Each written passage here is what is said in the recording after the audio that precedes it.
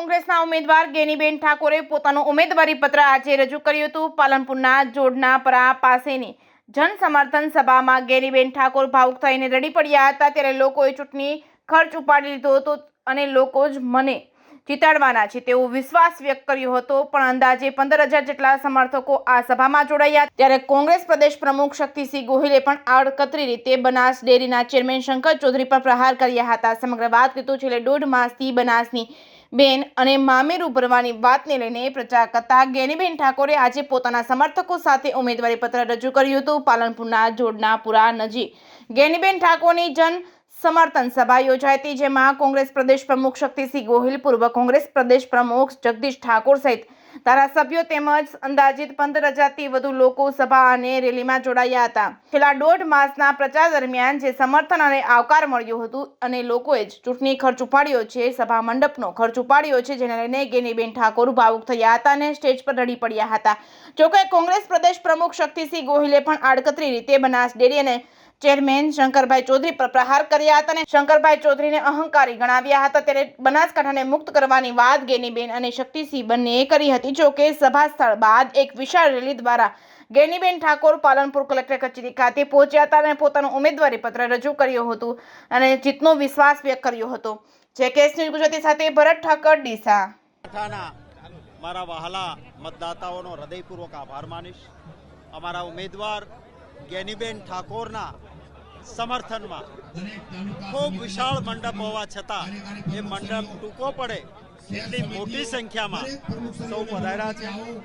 ભારતીય જનતા પાર્ટીએ જે ગેરંટીઓ આપી હતી, 2 કરોડ નોકરીઓ, કાળું ધન પાછું આવશે, 15 લાખ એકાઉન્ટમાં નાખીશું, ખેડૂતની આવક બમણી કરીશું અને ખર્ચો બમણો કર્યો, મોંઘવારી નાબૂદ કરીશું, એની બદલે 400નો ગેસનો બાટલો 1100એ પહોંચાડ્યો અને ભય મુક્ત ભ્રષ્ટાચાર કરી 82 અબજ 52 કરોડ ખાતામાં જમા કર્યા। બીજી તરફ કોંગ્રેસના એકાઉન્ટ ફ્રીઝ કરી દઈને પરેશાન કરવાની કોશિશ કરી। એના સામે આ જનતાનો પ્રેમ અને સમર્થન છે। હું આભાર માનીશ। લોકશાહીમાં આખરે લોકો મહાન હોય છે, લોકોનો, કે ભારતીય જનતા પાર્ટીના અહંકારને ગુજરાત અને દેશની જનતા તોડશે। 5 લાખથી જીતીશું। અરે શું તમારે એવો અહંકાર છે? તમારા ખિસ્સામાં લોકોને મતો છે? લોકોનો પ્રેમ કોંગ્રેસ સાથે છે, કારણ કે એક સકારાત્મક એજન્ડા છે કોંગ્રેસનો કે એક મહિલા પરિવારમાંથી એને 1 લાખ રૂપિયા વાર્ષિક આપવાની વાત કરી છે, કરીને બતાવી છે। 30 લાખ નોકરીઓ ખાલી છે। કોંગ્રેસની સરકાર બને એ નોકરીઓ પૂરાશે। યુવાનોને 1 લાખ રૂપિયાનું સ્ટાઇફંડ, અને ભૂતકાળમાં કોંગ્રેસે કહ્યું હતું, સત્તામાં આવ્યા પછી કર્યું છે। ભાજપની જેમ એમ નથી કહ્યું કે ચૂંટણી વખતે કહીએ જુમલાઓ હોય છે। ફરી વખત આજે જે બનાસકાંઠામાં જે જન સમર્થન છે એ માટે સૌનો આભાર માનું છું। અમારા ઉમેદવાર પ્રત્યે સામાન્ય રીતે ઉમેદવાર પાસે લોકો પૈસા માંગવા આવે, આભાર માનીશ મારા વાલા ગુજરાતીઓનો કે અમારા એકાઉન્ટ ફ્રીઝ કર્યા તો લોકો લાઈન લગાવે છે અમારા ઉમેદવારને પૈસા આપવા માટે, સમર્થન આપવા માટે। એ સૌનો નતમસ્તકે આભાર।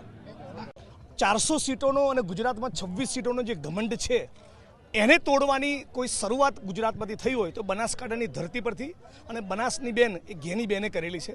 અને ગેનીબેનની આજે જન સમર્થન જે રેલી હતી, જન આશીર્વાદ રેલી હતી એમના નામાંકનમાં, અને જે પ્રમાણે જેને કહેવાય 18 આલમની ઉપસ્થિતિ, બધાનો પ્રેમ, બધા એમના માથે આશીર્વાદ જે વડીલો આપી રહ્યા હતા, જે યુવાનો ઉત્સાહથી એમના માટે દોડી રહ્યા હતા, મને લાગે છે કે પાક્કું બાજુમાં ચંદનજી ઠાકોર અને બનાસકાંઠામાં ગેનીબેન આ બંનેનો ગુલાલ ઉડવાનો છે।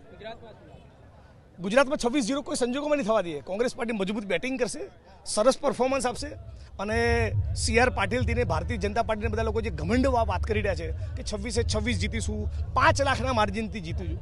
ધારો કે ખરેખર 5 લાખના માર્જિનથી કોઈ જીતવાનો હોય તો પણ એના પગ જમીન ઉપર હોવા જોઈએ। આવો અહંકાર બતાવવાની જરૂર નથી। ઘમંડ અને અહંકાર એ રાજા રાવણનો પણ ઉતરેલો। તયામાં તમે કયા ખેતરની મૂડી છો? આ ભાજપને કહેવા માગું છું। રૂપાલાનો વિરોધ થવાનો છે, કેમ કે આ પ્રમાણેના સ્ટેટમેન્ટ આપણે લેઉવા પટેલ વિશે કર્યા છે, આદિવાસી સમાજને ઇન્સલ્ટ કર્યો છે, ઢોલ ગવાર પશુ શુદ્ર નારી ये तो सब ताड़न की अधिकारी આવું બોલે છે। મતલબ કે શુદ્રોને સ્ત્રીઓને મારવા જોઈએ।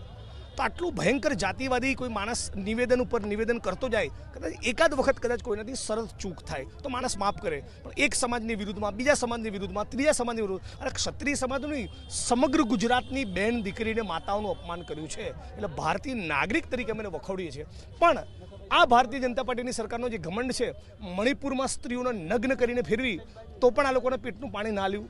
ઓલિમ્પિકમાં મેડલ જીતનારી દીકરીઓ બળાત્કારની ફરિયાદ લઈને 100 દિવસ દિલ્હી પર બેઠી, છતાં એમને પેટનું પાણી ના હાલ્યું. હાથરસમાં જે દલિત સમાજની દીકરીને બળાત્કાર કરીને મારી નાખવામાં આવી, એનું મૃતદેહના પરિવારજનોને ના આપ્યો. એટલે ઘોર મહિલા વિરોધી ચરિત્ર એ આરએસએસ અને ભારતીય જનતા પાર્ટીનું છે. આ બધું જાણવા છતાં જાણે પાપમાં ભાગીદાર હોય એ રીતે દેશના પ્રધાનમંત્રી એક શબ્દ બોલતા નથી.